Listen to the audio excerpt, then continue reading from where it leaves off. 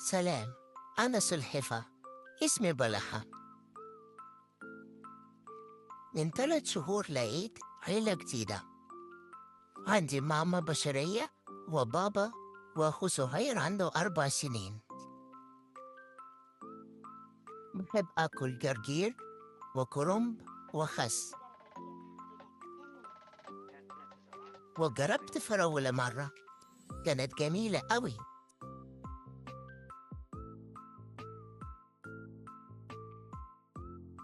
ساعات بطلع أتمشى في الطبيعة وأستمتع بالشمس.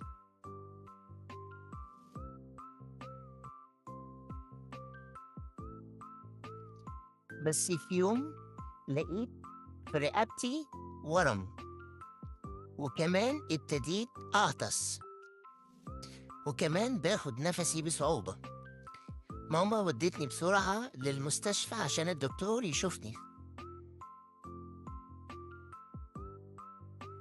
والدكتورة قالت أولا إن أنا مش بنت وإن أنا ولد، وكمان طلع عندي 11 سنة وعندي التهاب رئوي وكمان خراج في رقبتي. عيلتي زعلت أوي، وطلع كمان عندي عفونة في القوقعة بتاعتي.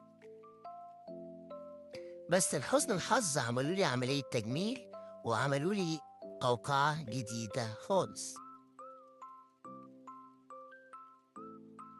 ودلوقتي بقيت أحسن بكتير الحمد لله. رجعت البيت لماما وبابا وأخوي الصغير.